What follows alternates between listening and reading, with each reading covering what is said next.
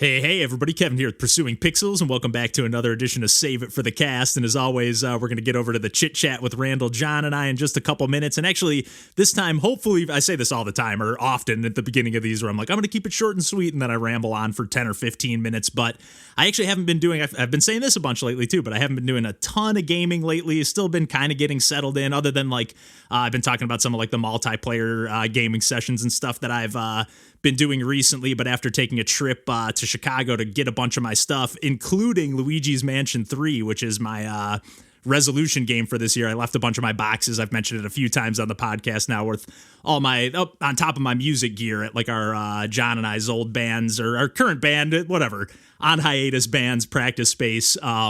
Left a bunch of my stuff there, so I went back over the weekend, last weekend, hung out with John and Lauren, and saw a couple of our other pals. Saw DJ, our buddy Nick, did a little bit of gaming, although mostly just kind of watched John play some Rogue Legacy 2, which we'll be talking about in a couple weeks on a proper episode that we already recorded. But because he's been kind of sucked into the roguelike situation, and then I'm going to table Demon Throttle for when Randall and I can discuss that one, because I know we've both got the physical copies of Demon Throttle, which is an awesome little top-down kind of NES retro-styled, top-down kind of bullet hell shoot 'em up. I wasn't expecting it to be so bullet helly, but yeah, I'll save that for when Randall's around. And then again, I think I mentioned when I talked about picking up that copy, I picked up Paper Mario and the Origami King. I ended up ordering that. I had it sent to the wrong address at first, then I reordered it. Got it shipped. I even paid the extra because for whatever reason on Amazon they had the European version, the PAL version, for significantly cheaper, but I was or a few bucks cheaper anyways, and I was like, you know what, no, I want the NTSC North American version, and of course I still received the European version, so I'm still like, okay, I gotta swap this out, even though it doesn't matter, the Switch is region free and all that, so it's not the end of the world. But I sort of started the thought mentioning that John was playing a bunch of Rogue Legacy 2, and that kind of had me scratching that roguelike itch, or at least the itch started appearing again. And I was like, you know what, it's been a while since I booted up Downwell, and I've been kind of firing that up pretty frequently on my Switch. That's kind of the main game I've been going to, other than just playing some random things here and there on my PC, just kind of checking out some random demos and kind of just taking some real quick, brief looks at some new games or, new stuff that I've been just checking out that I might talk about on some later episodes of the podcast.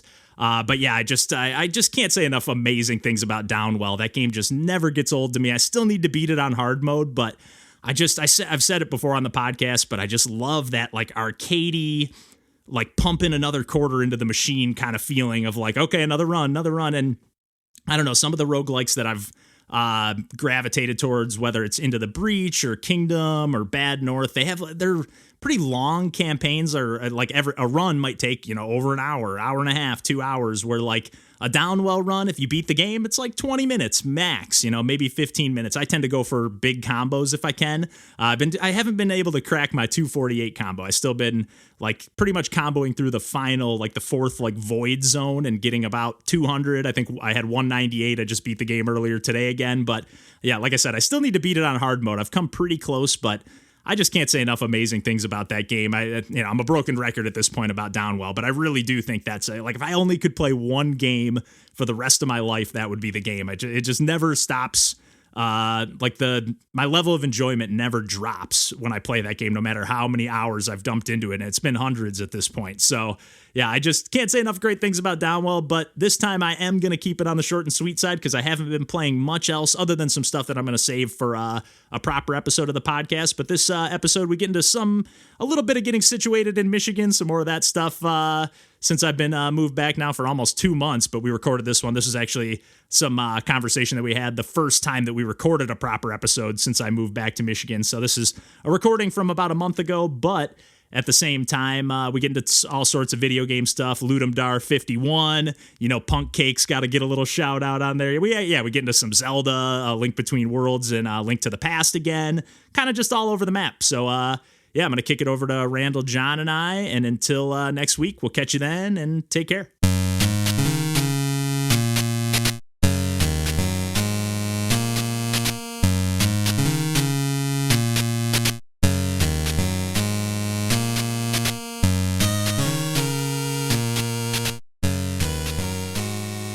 You guys drinking anything good? It looked like John had a cocktail over there. Ooh.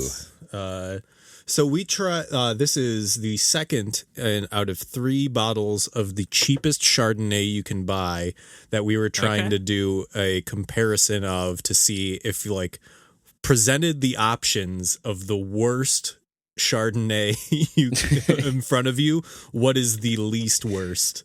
Yes. Yeah. And the one step above Winking Owl at Aldi, whatever their Highway 35 brand is, not bad. Hey, significantly better than the I can't remember if it was Yellowtail or Barefoot. I think it was Yellowtail. Yellowtail was Yellowtail's not great. And you're saying Winking Owl is a cut above the Yellowtail, and this is a cut above that, or we didn't even get the Winking Owl because that was like I've not been shy. Oh, I've not been shy. Whenever I've talked about the Aldi boxed wine on the podcast, that's definitely been the Winking Owl like red blend, because it's like $10.99 for a box. It's just like, man, how can you? Also, even if it's not good, and that's multiple bottles equivalency, right? Yeah, I think it's 3.5, maybe bad. 4 bottles worth of wine. Yeah, that's pretty good. Like it's by no means like great, but it's certainly by no means bad. I've definitely had it, like given it to people who have come over and they've been like, yeah, pretty good. I think I may have even mentioned it on this podcast, but like my go-to like whatchamacallit, I asked like a friend who knew way more about wine than I do, and then I was like, "What is the best shitty wine to get?" And he's like, "You know what? The distance between the worst Cabernet Sauvignon and the best Cabernet Sauvignon is a lot narrower than any other type. So like, it's hard to fuck up a cab." Yeah. We used to, our wine rep who used to come in to the bar and stuff and sell us wine. She was actually awesome, but she would like try to give us like tasting notes, and she had like the raspiest voice, and she would just be like, "It tastes really tobacco-y, leathery." It was almost like cartoon character levels of rasp. It was pretty great. So she was awesome too. You might be bringing some of those flavor profiles on your own at that point. Yeah. Exactly. Yeah. Exactly. I'm drinking a little soft parade, a little short soft parade in Randall's honor over here. It's that's awesome.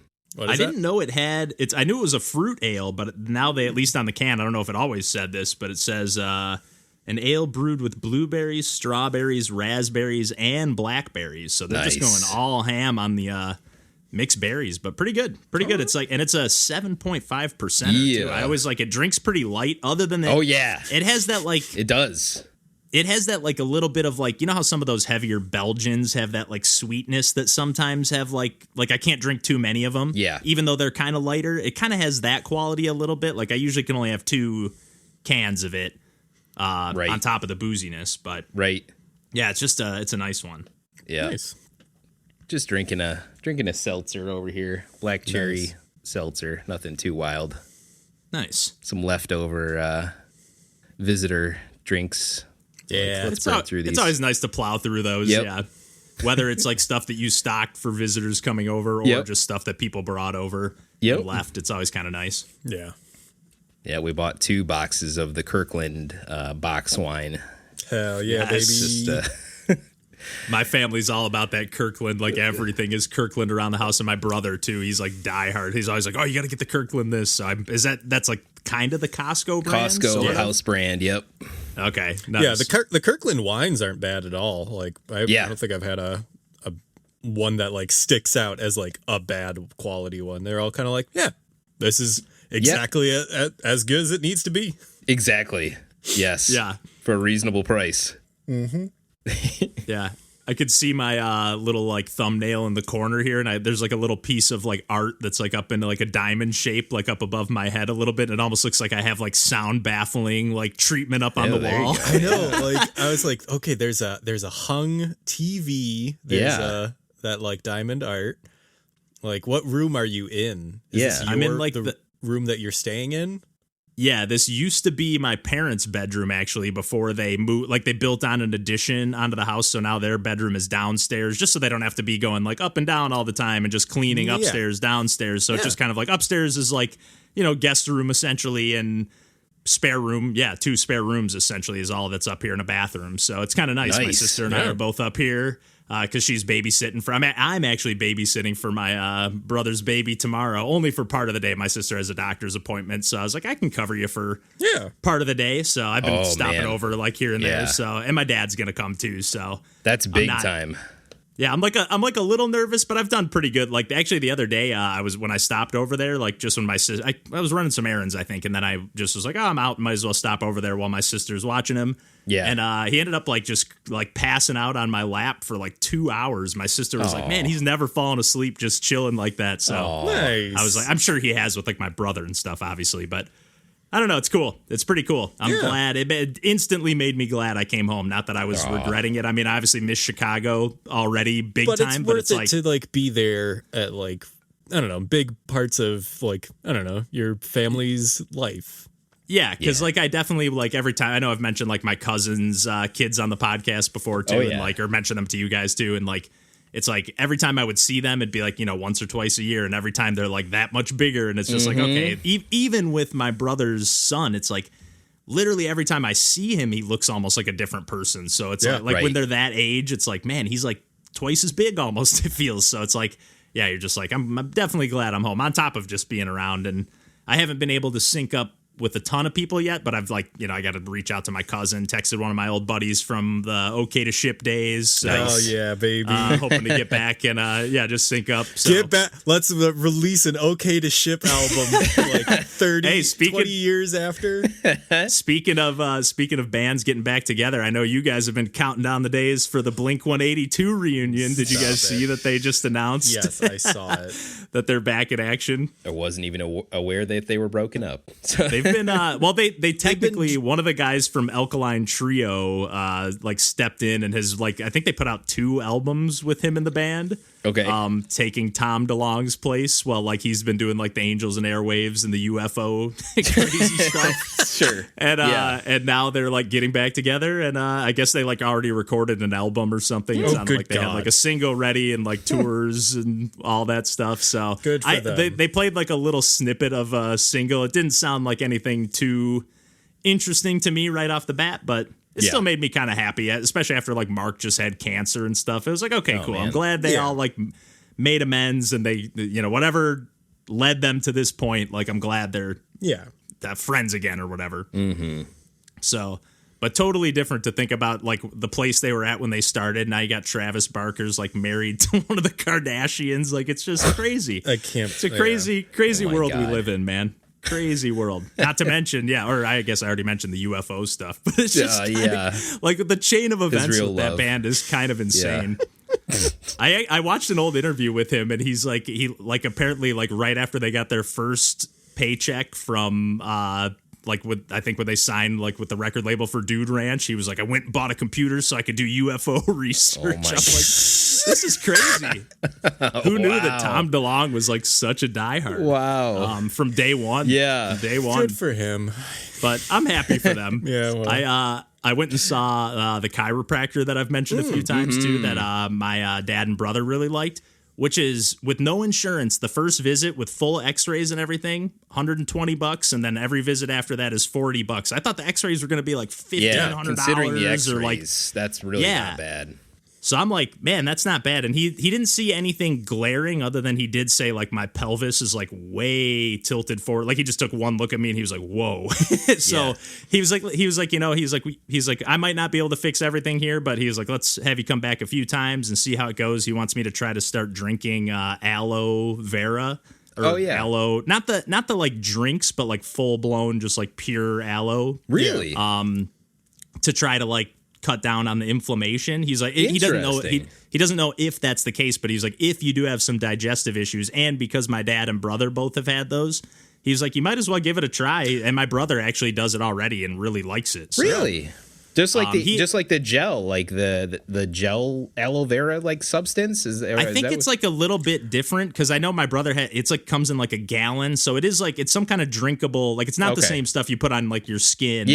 After like a sunburn. But it, I guess kind of has the same purpose of like cutting down on inflammation. So I was like, I guess it makes sense. Again, he was like, I don't know that that's your issue, but like I told him about the time I had the upper endoscopy and like my stomach wasn't empty and like, Right. He's like, hey, maybe you just have a bunch of inflammation that's like never fully settled down. He's like, it's worth giving it a try and seeing if it helps. So Yeah. but I liked him a lot, and he was like, right off the bat, he was like, oh, I had like mentioned that I used to play music and stuff, and he was like, oh, what bands you like? And he was like, oh, I'm a New Found Glory fan, and I was like, oh man, apparently everybody's a New Found Glory fan. Hey, you know, and somehow him and my brother the glue that binds this nation together. Exactly, The great equalizer. New Found Glory. That's really funny. My friends over you, man. Oh man, they were a great band, and I haven't kept up with them a ton. Although my brother still sends me some of their newer stuff, and it's not half bad. I don't love it, but it's good enough. I've also been seeing the Cairo Mondays and Wednesdays lately. Twice a week. Yeah. Yeah. Jeez. Just for this month. I've been on like a medical massage thing for a while, but I'm like, nice. let's go ahead and do this too. Yeah. Let's just really try to fix this and not just, hurt when you sit down for a while. That's just gets old after a while.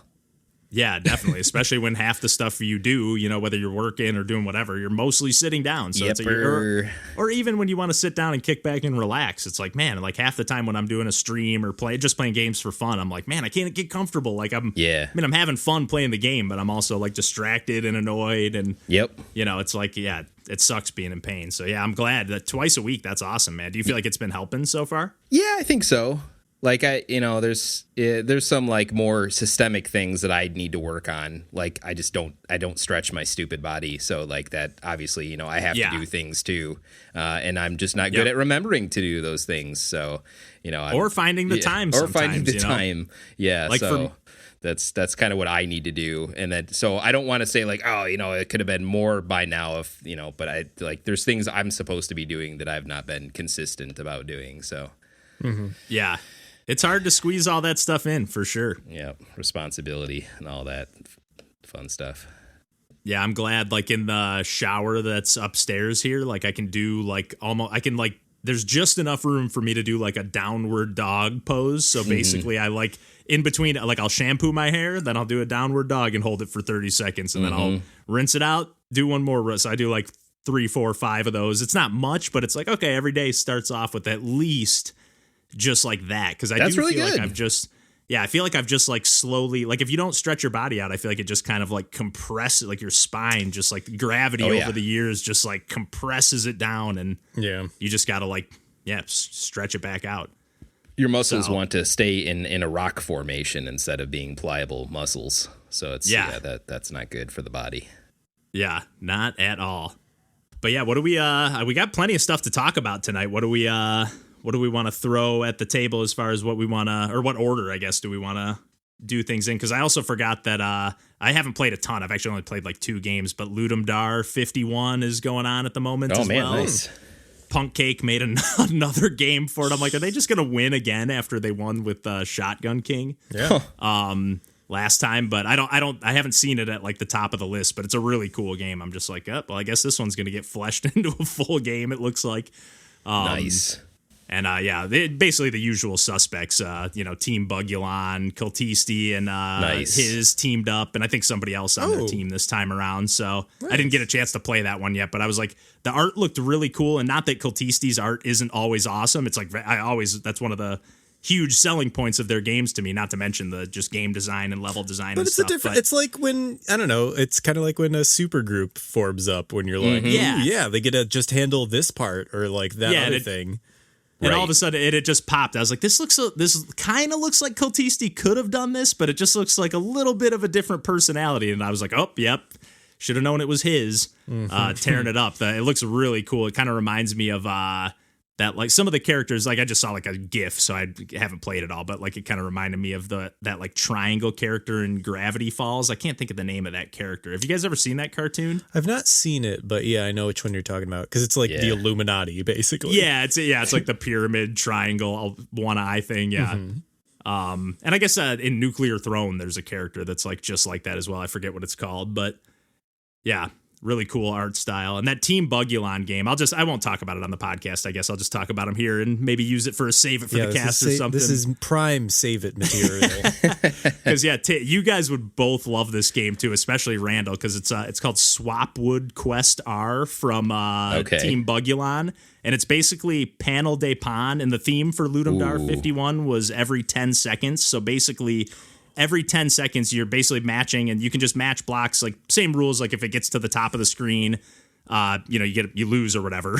I think. Yeah, that's like good. I just played the first stage, but like that is a good theme. Some of the blocks will be either defense or attack, and you have to like chain those together, and then every 10 seconds it'll like pair up all the attacks and blocks that you've matched up versus all the enemies' attacks and blocks, and you kind of like, just like in Tetris Attack or whatever, you're like moving through character and character. It's like level after level. Like I only played the first stage because I was like, I want to make a video for this, so I don't want to spoil myself too much. But it was like, and again, they just crush it on the art style. Oh, I love the art. I'm looking at it now. The screenshots look awesome. Yeah, it's got very much like a Dragon Quest kind of vibe. And I love the side by side with like the playable area on the left, and then it looks like the characters are on the right, like the battle screen, off to the right. Yeah, it's just such a cool aesthetic, and like. Yeah, it's just they crush it. And the music in particular has this like kind of like the melody is like really catchy and melodic, but it also has this like sour warble going on, at least on the first stage.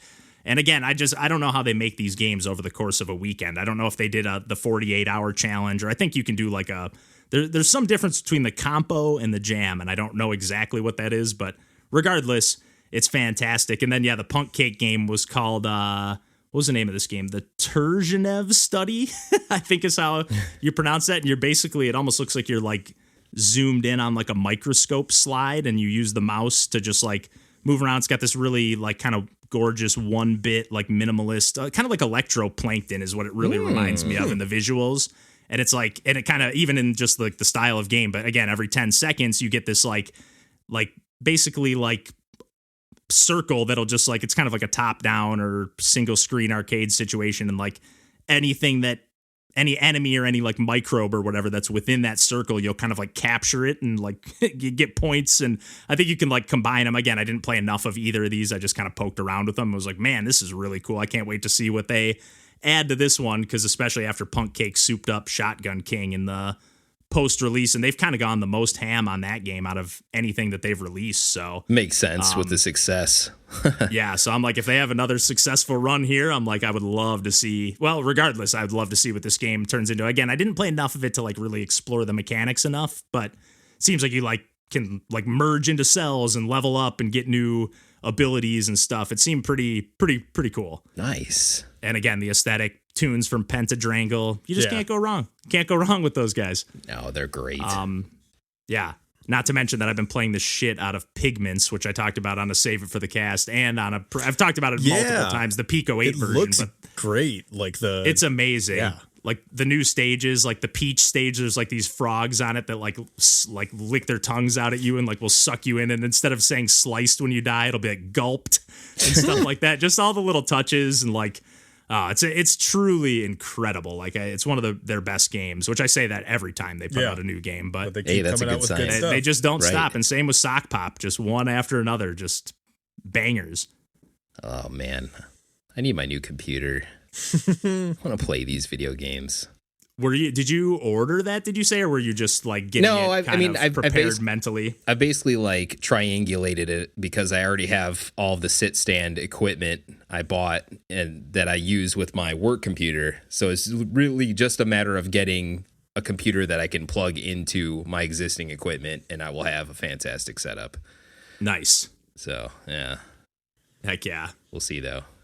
Who wants to spend like $1,000+ on something like that, you know? I know. Yep. I know. I'm like just staring at it. I was so nervous to turn this iMac back on after I moved it. I was like, I'm just so worried. It's in a different state. Who knows? Well, and it'll work. Even in the car, I was thinking like if it was like shaking the whole time and the RAM chips are loose, man. But I was nervous. Like when I turned it on to edit the podcast for the Save It for the Cast, I was like, please turn on. Yeah. Because I would have been able to figure it out on my PC, but I'm just like, I got all the presets set up. It just, I don't want to have to start from scratch. It'll turn on. It just needs a good 40 minutes to warm up to the login screen, and then another 20 minutes to load everything once you've logged in. Yep, and then you basically just got to like click on GarageBand, walk away, make a sandwich, maybe take a shower. It's pretty crazy. And then although my parents have some pretty fast internet, man. It seemed in certain situations it works seemingly kind of slow, but when I was like uploading the Save It for the Cast intro and certain things, like it was just like snap. Like I was like planning to like, oh, let me do this and finish this and come back to it. And I was like, oh wait, it's done already? So they've probably never had to have they've probably never used enough bandwidth that you normally. Well, I don't know. Well, maybe. I was gonna say my mom does like a bunch of like. My mom does a bunch of like Zoom meetings and stuff like that. I don't know how much that uses when you're doing big work meetings. Yeah, that would be a little bit of a hog comparatively.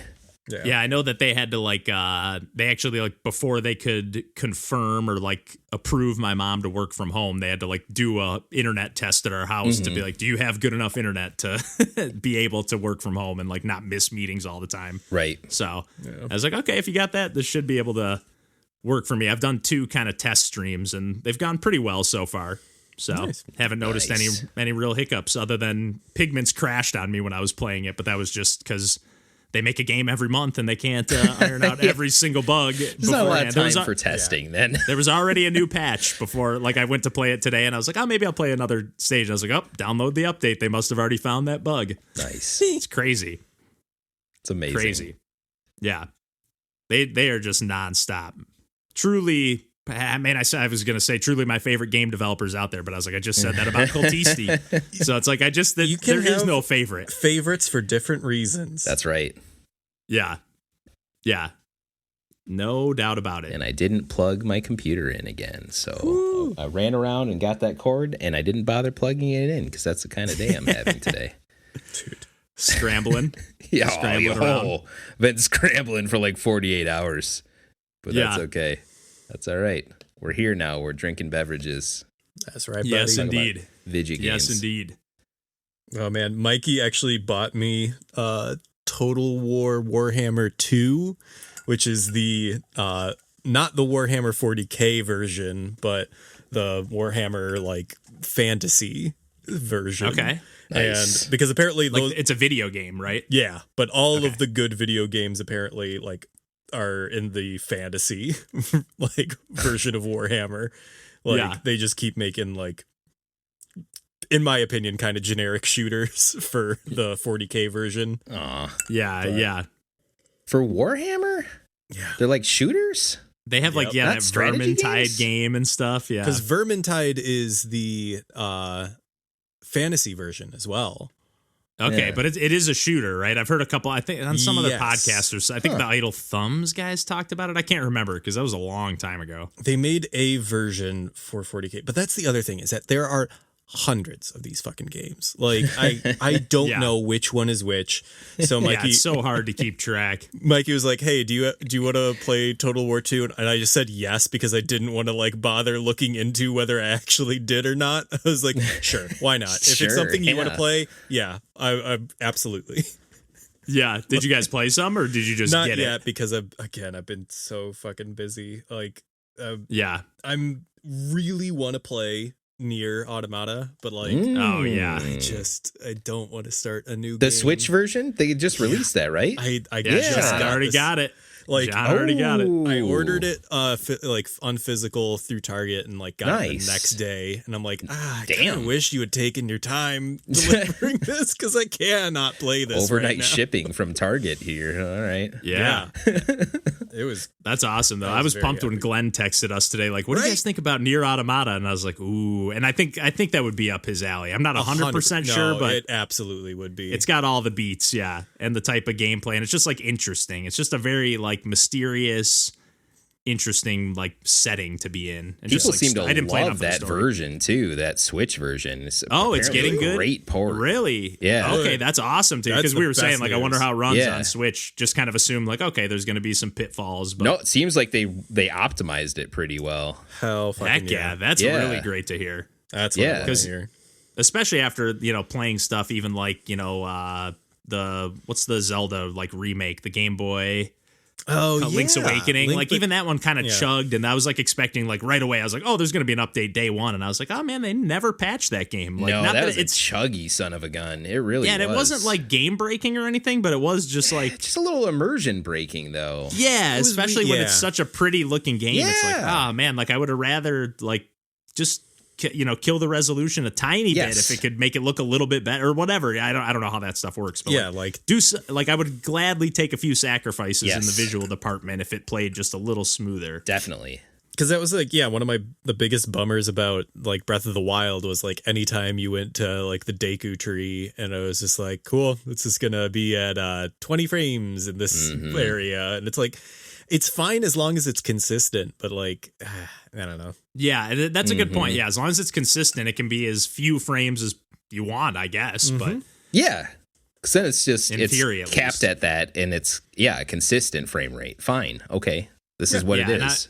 And we've all mentioned, I don't think any of us are very picky about that stuff. It's more like you said, it's just that immersion breaking. But especially while I've been playing Link Between Worlds on 3DS, and there'll be a chug here and there, but I'm like, man, this runs even better on. I know it's not the same thing, but it almost feels like it's running on a similar engine, sort of on this foundation in a way. It's definitely not, but right, but that's a good point because like I'm trying to think. It's because it's definitely its own engine because it's not. Did they make a 3DS remake of? No. They only just the 3D remakes. Right. And they didn't do that Ocarina for any Zelda game, I don't think. Right. Oh, you're talking about the 3D, like Ocarina of Time and Majora's Mask. I was just thinking, like it was just that was just Link Between Worlds. Was that the only game on that engine? I think it was. I think so. Weird. I think so. Because it's an incredible game, and I would have wanted them to reuse that engine for another. Right. Yeah, milk that for something else. Make a Golden Sun game or something in that engine. Or don't do that. don't bring up. But seriously, I'm really excited to talk about that game. I actually played another like hour before we sat down to record here, and I thought I was stuck before that, and not stuck, but I was like, oh, I don't know what to do, and I made some more progress. So I'm like, oh, I'm even more pumped to talk about this on the podcast now. Because definitely save that. I will talk about that game forever. Yeah, I'm excited to talk about it. I remember us talking about that before, and I was like, should I play, the first one, whatever that's called? Why can't I think of the names? Link to the Past. Link to the Past first. I keep forgetting it. Have you never played?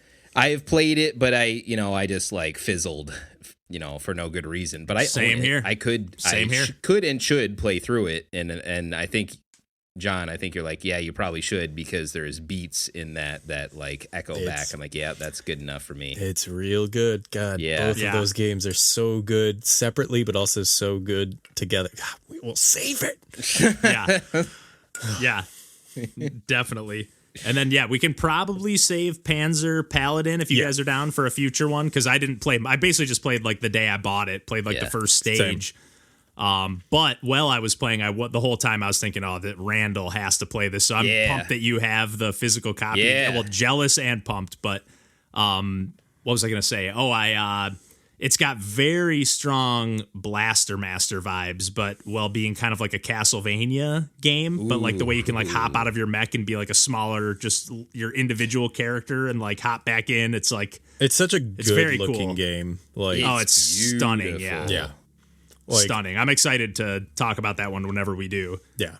Uses that palette perfectly. Mm-hmm. Yeah, that orange just all day, because Zero Orange Ranger Blue kind of uses that similar orange. It's more of like a green in Zero Ranger instead of the blue, but anything that uses that soft kind of pinkish orange looks so good.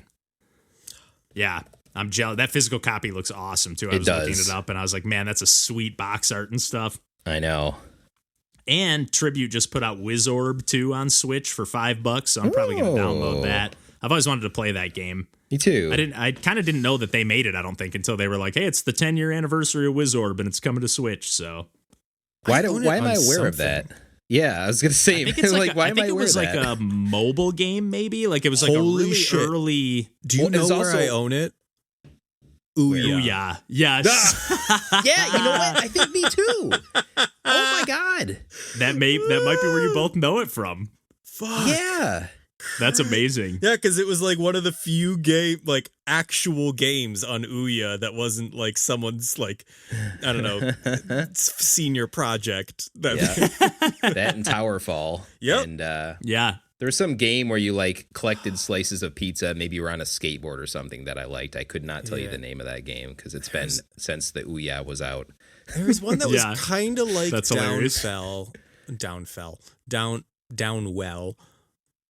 Yeah. I was like, good God. But like, you had me second guessing it for a second there too, because there's been a few like Game Jam games. I think even in Ludum Dare there was like Voidwell. There's like so many spin-offs of it now that I'm like, which one's the real one? Yeah, but like I remember playing it on Ouya and then seeing it like get an actual release like 5 years later or whatever. Yeah, like. We're like, oh yeah, here's the full version of the game. Like, that's funny. That's not. There's free. been a few things like that. Remember that? Do either of you remember that like kind of speed run platformer flash game called like I think it was just called Starman or maybe Super Starman? It was like very Sonic inspired. I think that, or maybe it was just called Run Man. I can't remember, but whatever it is, it's getting a like new like roguelike version of the game that's coming out soon. And I was like, yes, it's the perfect type of game for procedurally generated levels if it's done well. I've definitely played games where it's just like the same chunk over and over. The procedural generation side of things does get kind of like tedious. Terry Cavanagh put all of his like early games on Ouya. Wow. Super early games. Oh, is that how you played? Because I remember when we talked about when I talked about like Don't Look Back or something on the podcast, you talked about that, or you at least mentioned that like isometric puzzle game. It's kind of like, Naya's Quest. Naya's Quest, I'm pretty sure I played on my laptop at the time. Okay. But yeah, like all of his old games that were like, I forget what, it was like, I need to look this up because he's got a ton, like a ton, and you still need to check out that Bosca coil or Seol or whatever the heck thing that he has. That's like that sound synthesizer. I feel like that's just like right up your alley. This is gonna. Oh my God! Is it really just called American? Yeah, it's American Dream by Terry Cavanagh, and it's on archive.org, which rules. That's awesome. It is an interesting little thing. God, I don't even know how to describe it other than you can't lose. It's just a matter of how fast you beat the game. Okay. And I can dig that.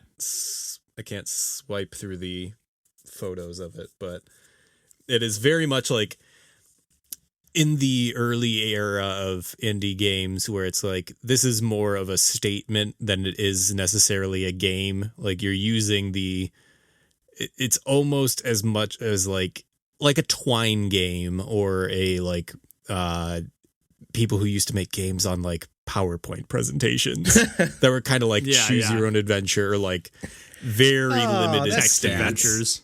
That's really cute. I like that. Mm-hmm. Yeah, that is pretty cool. But yeah, I knew him as creative. Like, the guy from VVV and Super Hexagon has all of his games on here. Let's look at them. Like most of them are just like interesting art projects more than games. Yeah, definitely kind of experimental for sure. But yeah, I'm thinking like, oh yeah, mechanics driven arcade action. Let's go. No, not so much. Not so much. Good.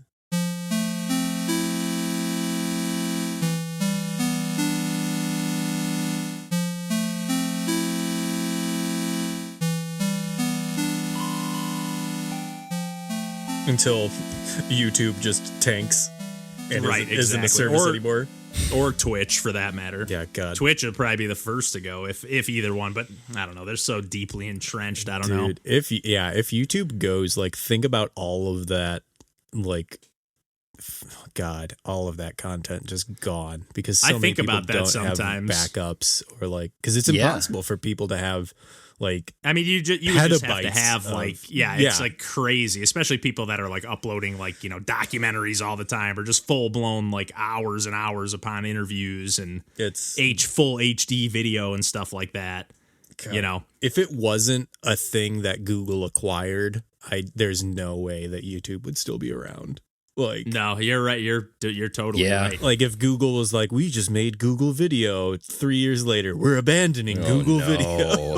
Yeah, just like that's crazy Stadia. to think about. Because I've even thought about it before. I'm like, man, I almost want to just like upload our videos on like Vimeo or something and like just advertise them elsewhere. But it's like nobody's gonna find them then. So it's like, I don't know. It's like that double-edged sword of like it's like the same thing. Like honestly, as much as I hate that I have to take, or I don't have to, but that I choose to take time out of my life to post stuff on TikTok, it's like pretty easy to do. And we've actually had a pretty strong, or not huge or anything, but like I've definitely noticed, because right on your profile, you can have it like, if you don't have your Instagram linked, then there's like literally just like a YouTube button if you have it linked right on your profile. Yeah. So like if people happen to find a video of ours, like we've had a couple videos that get like 500,000 views out of nowhere. Good Lord. And then it's like, oh man, then all of a sudden we get like 50 new followers on YouTube from that, so it's like, oh man, that's kind of cool, like just like that. So I'm like, it's kind of worth it, even though it's not like some of them get 45 views. So I really don't know. I literally just put the name of the game and then I put like / and then I put like find more cool Indian retro games on our, check out our profile, whatever I put, like some basic thing with 2 hashtags, and it's like, it's just totally random. Did we really get 500,000? Yeah, I'm like, it's on this one like precision platformer where I'm like there's like a bunch of comments because like I'm like, I basically just keep like dying and just going, oh fuck, but I love this game, and everyone's like, man, bro is so chill, dude. It's pretty hilarious. Like, most chill gamer ever, dude. I'd be freaking out. But yeah, even there was a comment on our YouTube today. Like, I saw the TikTok and I had to come watch the full video. Man, this is sweet. Too funny.